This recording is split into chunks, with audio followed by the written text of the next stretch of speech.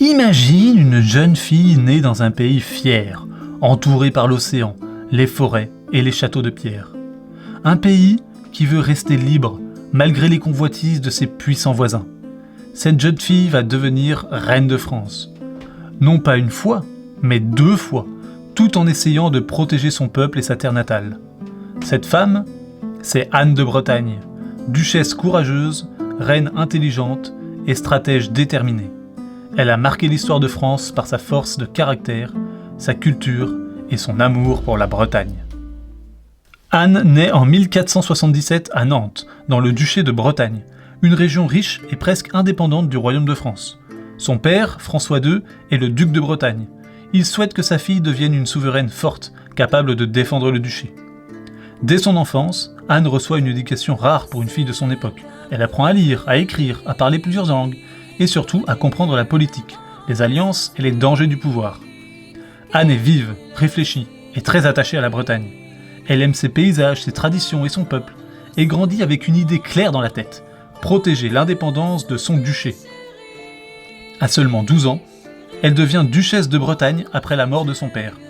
Très jeune, elle doit affronter la pression du royaume de France, qui souhaite rattacher la Bretagne à son territoire. Promise à Maximilien d'Autriche, un puissant prince étranger, Anne espère ainsi protéger son pays. Mais la politique et la guerre font changer son destin. En 1491, la Bretagne est envahie par les troupes françaises. Anne n'a pas le choix. Pour éviter une guerre encore plus terrible, elle épouse le roi de France, Charles VIII. Elle devient reine de France à seulement 14 ans. Même reine, Anne n'oublie jamais qu'elle est avant tout duchesse de Bretagne. Elle continue à défendre les droits de son pays, à signer des documents en tant que duchesse et à rappeler l'importance de ses terres. Mais le destin frappe encore. Charles VIII meurt jeune, sans héritier. Anne retourne alors en Bretagne, jusqu'à ce qu'un nouveau mariage politique soit décidé. Elle épouse Louis XII à l'âge de 22 ans, son cousin et successeur de Charles VIII. Anne devient ainsi reine de France pour la 2e fois, un cas presque unique dans l'histoire. Avec Louis XII, elle a davantage de liberté. Elle peut gouverner la Bretagne plus activement et défendre ses intérêts avec intelligence et fermeté. Anne de Bretagne n'est pas une reine silencieuse. Elle est cultivée, curieuse et passionnée par les arts et les livres. Elle protège les poètes, les écrivains, les artistes et encourage l'éducation, notamment celle des jeunes filles. Elle commande de magnifiques manuscrits enluminés et développe une cour raffinée et savante. Anne écrit de nombreuses lettres, gère les affaires du duché et participe aux décisions politiques. Elle veille à ce que la Bretagne conserve ses lois, sa monnaie et une certaine autonomie au sein du royaume de France. Intelligente et diplomate, elle sait négocier sans violence. Elle comprend que parfois, la patience et les mots sont plus puissants que les armes.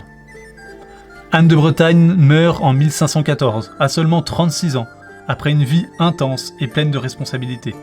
Elle a donné naissance à plusieurs enfants, dont Claude de France, qui jouera un rôle important dans l'avenir du royaume. Selon sa volonté, son cœur est placé dans un reliquaire et ramené à Nantes, en Bretagne, preuve de son amour profond pour sa terre natale. Anne laisse derrière elle une Bretagne respectée et une France renforcée.